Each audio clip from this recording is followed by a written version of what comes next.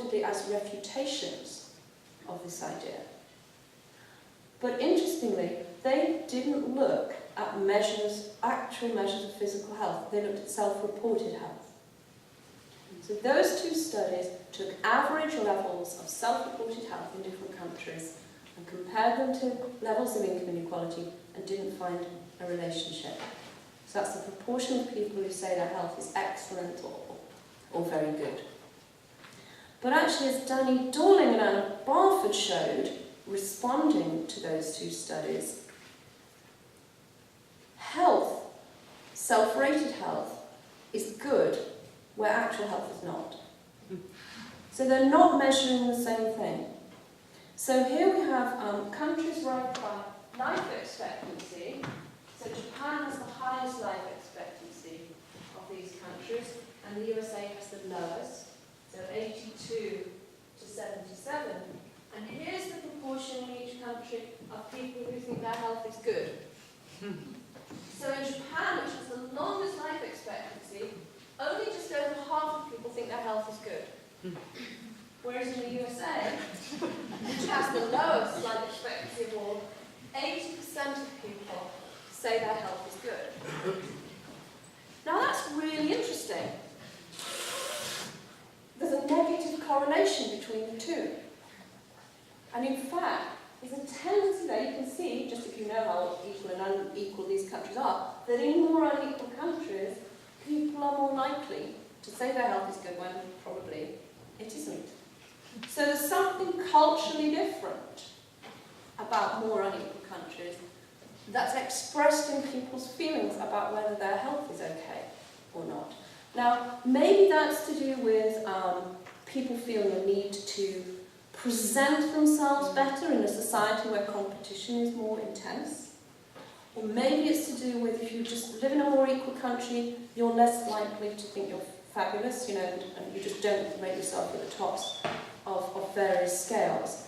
But it was certainly a really interesting finding. And we theorised that what was going on here was that people's need to enhance their status is intensified by status competition, and therefore you would find more of it in more unequal countries. And in fact, that's exactly what people have found.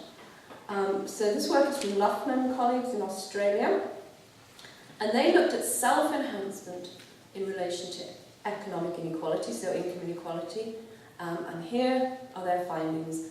Self-enhancement is higher in more unequal countries. So what is self-enhancement? It's also called illusory superiority. I mean, it's great. And what it means is it's that tendency of people to think they're better than average. We all joke about it. Most drivers think they drive better than average. It's a mathematical impossibility. Now, in the USA, 93% of drivers think they're better drivers than average. And in Sweden, it's only 69%. So everywhere people are both spoiled, but some more or less than others. It's also known as the Lake Wobegon effect. If any of you know comedian Garrison Keillor's Lake Wobegon days on the radio in the US, where all of the children are above average. And so you can find this tendency in all cultures. People like to think they're better than others. But these researchers used samples from these different countries where people have been asked to rate themselves relative to other people on a whole range of things. Are you a better driver? Are you better looking? Are you cleverer? Etc. And this is what they found. People are more likely to self-enhance in more unequal societies. And they also looked at whether this was because some societies are more individualistic versus collectivist, and they didn't find that explained the association. But isn't it a good thing to have high self-esteem? To feel good about yourself, to feel confident. We actually really have a sort of a whole psychological and educational industry around promoting high self-esteem, because we think it's got to be good for people, to have confidence. But if you look at American data over decades, been going up and up and up and up, but so has anxiety. So it's strange, the two things, they shouldn't really move up together, but they do. In the 1950s, only 12% of American students thought that they were very important people. In the 1980s, 80% of them thought they were very important people, but they were extremely anxious about it. And another clue comes from the fact that if you look at different population groups in the US, a group that ranks consistently high, with high self-esteem, are African American men, who are actually among the most disadvantaged in society and experience the most prejudice and discrimination, as well as problems of deprivation. They're anxious too. They have more worries about job insecurity, economic things. They are anxious, but they say their self-esteem is high. So actually, when we're using the sort of typical, long-used measures of self-esteem, we're not measuring what we think we're measuring. We're measuring both what we mean by self-esteem, which is a realistic confidence and appraisal of one's abilities, and we're measuring insecure self-esteem, an over-realistic, defensive self-enhancement and self-presentation that isn't based on a realistic assessment. Now, if you think you're better than other people and you're not, we have another name for that, really, and it's narcissism. So narcissism is about seeking attention, self-importance, exaggerating your talents. It's also about a lack of empathy, going along with those and being manipulative and taking advantage of other people. But what looks like self-esteem is sort of a part of that, that exaggeration of your own abilities. And since the 1980s, there's been a narcissistic personality inventory widely used to assess whether or not people have those narcissistic personality traits. So it's not diagnosing them with narcissistic personality disorder. You have to be a psychiatrist to do that. But it can measure the traits and the tendencies. So we can all be a bit narcissistic at times, but some people are a bit more narcissistic than others. And it turns out some populations can be a bit more narcissistic than others. The narcissistic personality inventory has paired statements, and you have to choose one of the two. I think there are 40, but maybe there are 20, I can't remember right now. And I encourage you to give it a try. There's loads of places online where you can check it out. And it's quite challenging because sometimes the pairs don't seem to give you the options you want. So there's one, for instance, that says, do you like to look at yourself in the mirror? You know, I like to look at myself in the mirror. And then the pair that you can choose as an alternative says, I really don't like to look at myself in the mirror ever. You know, for most of us, that's a bit black and white, isn't it? So I don't like to look in the mirror if I'm having a bad hair day or not wearing anything very nice. But sometimes if I'm sort of dressed up and ready to go out, I don't mind having a look in the mirror. So it forces you into these sort of slightly false choices, but it's been validated against psychiatric assessments, and so we have to believe it's measuring something reasonable. I've also, I didn't really fail on it, I scored quite low, but there is one question that says, do you think the world would be a better place if you were in charge? And I thought, yeah, I do, really. And Richard said, that's terribly narcissistic of you, Kate. You have no idea of the unintended consequences bring down upon us if you were in charge. And actually the paired statement that goes with it says, would you be terrified by being in charge of the world? And I think I feel both of those things. Anyway, no one's ever going to give me a chance, so don't worry. But Jim Twain and Ken Campbell, who are psychologists in America, have looked at narcissism over time in the US, looking at all of the different studies that others have done where narcissistic traits have been measured in different samples. And they have documented a really dramatic rise since these tests came into being in the early 1980s up to the present day. Samples are scoring higher and higher and higher. on the narcissistic personality score. And it looked so like the rise in income inequality over the United States at the same time that we've plotted the two together here. So here's the narcissistic personality index scores, inventory scores, going up over time. Here's a measure of income inequality. It's the top 5% equal share over time. And they go along with perhaps a little lag in the narcissism. If you like a good read, I really recommend The Narcissism Epidemic by those authors. It's full of the most jaw-dropping stories of narcissism, which the rest of us can feel smug about. For instance, the bride whose wedding cake was in the shape of herself. One that particularly appealed to me. And you can actually, there's a company in America that you can hire to follow you around pretending you're a celebrity. And they will take pictures of you, call out your name, and follow you around the streets. So, it's funny, but it isn't funny.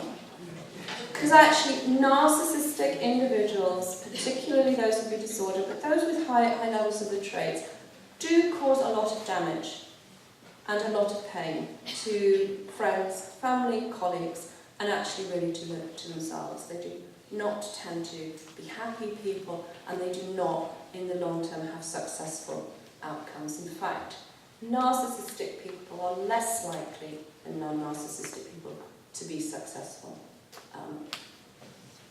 So it's not a happy thing. There's also new research linking income inequality to the incidence of schizophrenia in different populations. And psychiatrists have long known that there are really important things in the social environment linked to the incidence of schizophrenia, because the rates vary so much from place to place. And among migrants, they vary when they move from one country to another, and they vary between places. So there's a long history of psychiatrists being interested in social causation of schizophrenia, and here they're showing a significant relationship with income inequality. And again, I think if we think of unequal societies as being ones where status anxiety is higher, status competition is more intense, levels of downward discrimination and prejudice are emphasised, you can think of those places as having pretty high levels of anomie, and perhaps that being the link with this greater incidence of schizophrenia. And then there's this chart. This again is from a group of psychologists, and they are looking again at more and less equal countries, and they're interested in what they call ambivalent stereotypes. Do people in more or less equal countries see others differently? And they're looking along what they call this WC axis, which is warmth and competence. And apparently this is a strong sort of axis along which we sort of tend to judge other groups different to us, above and below. So it might be, how do we think about the disabled? How do we think about an ethnic minority? How do we think about women? How do we think about rich people or poor people? If you get people to judge those groups on whether or not they think they are competent, that group does well because they're competent at things, or does poorly because they're not competent, and warmth, whether or not you sort of like them or not. And because I'm running out of time, I'm not going to spend a lot of time on this, so because it's complicated, I'll just summarise. In more unequal countries, people are more likely to see others through these ambivalent stereotypes. They think high status groups are competent, but they don't like them. They think they're sort of cold, they're untrustworthy and exploitative. They think that people beneath them, groups beneath them, they're quite nice people, but they're not very competent. And so it's this ambivalence about groups that the authors argue allows societies to maintain a degree of inequality which otherwise we would all just find unacceptable, and prevents people from sort of connecting with one another to look to work for change. And Susan Fiske, an American psychologist, has a book that she calls Upward Envy, Downward Scorn. And it really is, it is about this lack of empathy that comes in to more unequal societies, that creeps in, where, you know, the people above and the people below are problematic. And so you defend yourself sometimes by self-enhancing, or you scorn those below you, and even when you admire the people above you, you don't actually think they're nice, and you don't think they deserve it. I'm out of time, so I'm going to stop. I was going to show you some of the ways that rich people behave really nastily. But maybe someone can ask me a question about that. But you know, we are really just, I think, starting to scratch the surface of getting this deep understanding of what a macro level economic structural variable, income inequality, tells us about the quality of quite intimate relationships between individuals, between groups, and across societies. And that it's deeply damaging to the social fabric and massively increases our vulnerability as societies to be well, to look after one another, and to flourish. Thanks.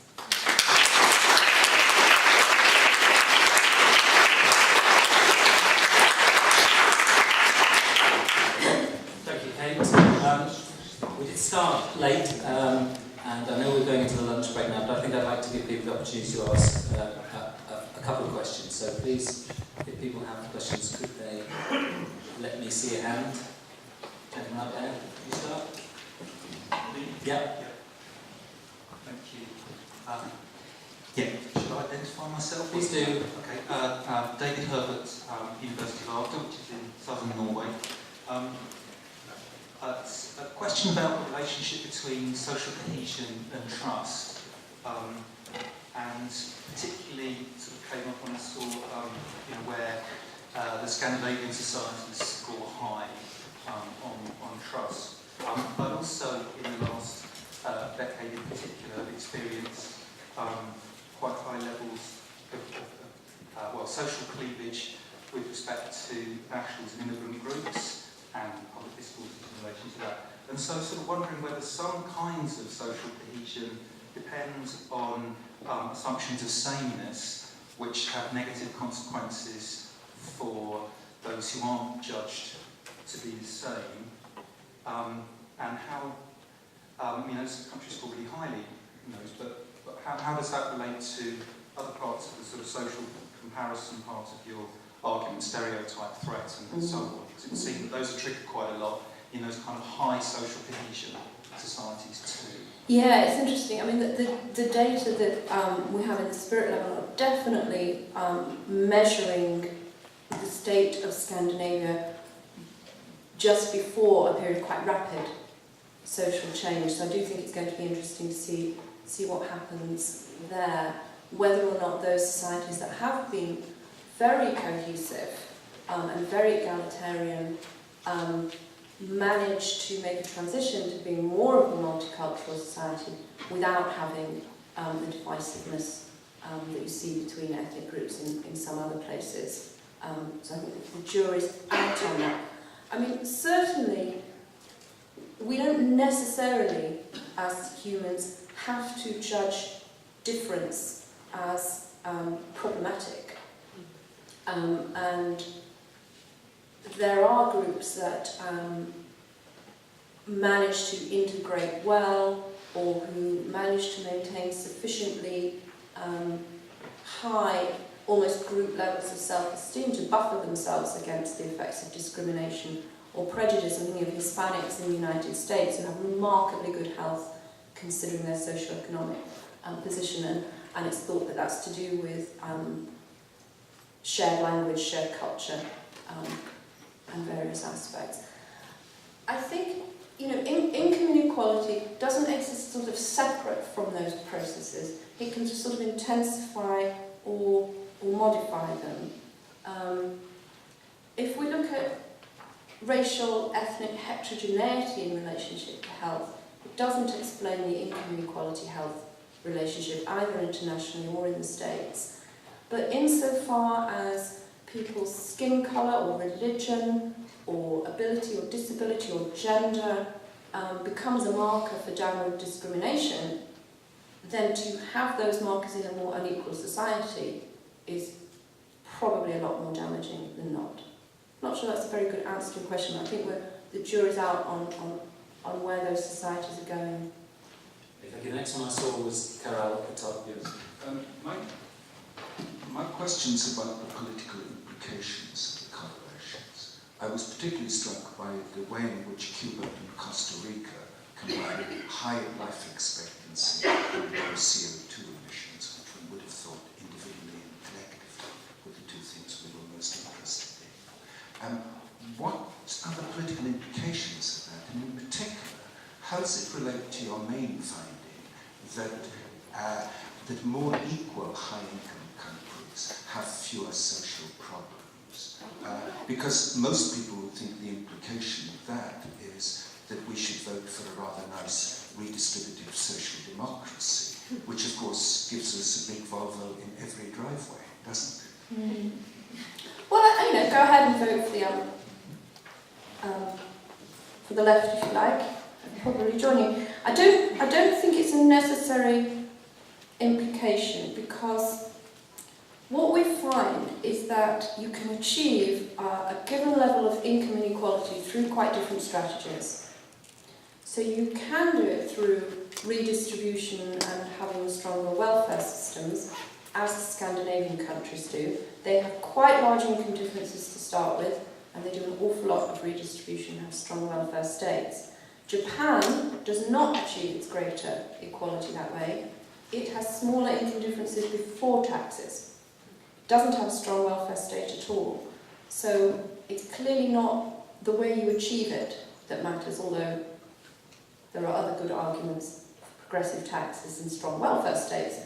And if you look at the US states, it's the same picture. So a really interesting comparison is Vermont and New Hampshire, which sit next to each other in New England, both very equal, low levels of health and social problems. But Vermont behaves more like Sweden, with high state taxes and high benefits, and New Hampshire behaves more like Japan, smaller income differences to start with, no state taxes. Their state motto is live free or die. So it doesn't seem to matter. You can achieve your greater equality through what we might tritely label left or right strategies, and it doesn't seem to matter. And the problem with achieving greater equality simply through a political process where you vote in the people who are going to do it through taxation or other policies is that the next government can come in and just undo it all. And actually it's probably far more preferable to have greater equality more entrenched through encouraging more and greater forms of economic democracy. So forms of employee ownership, employee share ownership, employee representation on company boards, cooperatives, strong trade unions. And that shift to a more economic corporate world, which is where, of course, the income differences between us get established, is likely to constrain pay ratios and income ratios in a more long-lasting and resilient way. And those are the alternative forms of capitalism as well that are actually proving to be the ones that are giving us the most resilient solutions to dealing with problems of climate change.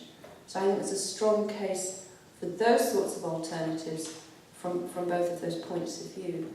And if you think about the issues of narcissism, and I didn't get into psychopaths today, although we could have done, we have a business culture at the moment, and have had since the 1970s, certainly in the English-speaking corporate world, where we have embraced, as leaders of companies and as top management, people with very unfortunate personality traits, who are happy with a very, very high level of risk, who don't mind firing people, who really, some score pretty high on some of these narcissistic and psychopathic indices. And those sorts of qualities in people would simply not be valued by those alternative corporate structures. You know, they would not work as well if you want an institution to work through cooperation and collectivism, then you're not going to look for your leadership among people with those more unpleasant traits. One very last quick question, and then we must stop. Thank you. My name is Katja Valaskivi. I come from the very fortunate Finland, University of Tampere, and being a media scholar and using most of my time with media, I was very fascinated by the stereotype threat, and it of course invoked ideas about the media and its meaning. And since we're running out of time, I just ask, how would you go about studying media's role in all of this? Because I think it's there and it's big, might be getting bigger. So how would you go about that? Yeah, that's really interesting, because of course one thing that I think a lot of us all think all the time is that the media relies on and provokes stereotypes about people to sell papers that are not based on fact or truth. There's a church group brought out a report looking at how the media and the government were representing poor people in Britain, and found numerous examples of where the images presented of poor people in the newspapers and by ministers in public talks were really not based on fact. They were scrounging around themselves for the most egregious examples or the really uncharacteristic examples to sell papers. I think it's hugely damaging. Hugely damaging. Just as I think our media's constant attention to unrealistic idealism of women's bodies is hugely damaging to girls and young women. How do you stop it? I don't know. I mean, I think we have to get as good in the journalistic outlets we have access to. We have to get as good at telling the interesting stories that are based on fact. But people don't like statistics, and they don't like charts and graphs and cold facts. They do like stories. So we have to be able to link the two. We have to be able to tell the more colourful, more interesting stories that are actually linked to facts. But I think one thing that is hugely encouraging is that if you do show people evidence, if you do prime them with evidence, they do change the way they think, feel and behave. So, and this is really sneaky, sorry about your lunch. So there are experiments where rich people behave really unethically and narcissistically and nasty, which I don't have time to tell you about, but they do. But if before the experiment you make them sit down and write down good things about treating other people as equals, then they don't behave as badly. So, and we've also seen evidence from the Fabians that when people were shown information on the impact of inequality, they changed their minds about whether they thought it was okay or not. So people are not rigid. People are sensible, and when they see evidence, they reassess and they can change the way they think and believe. We just have to find ways to, get into and use the media to present the ones that are more factually based. Thank you. I like the idea of lines for rich and obnoxious people. That sounds great. Okay. Thank you very much, Kate.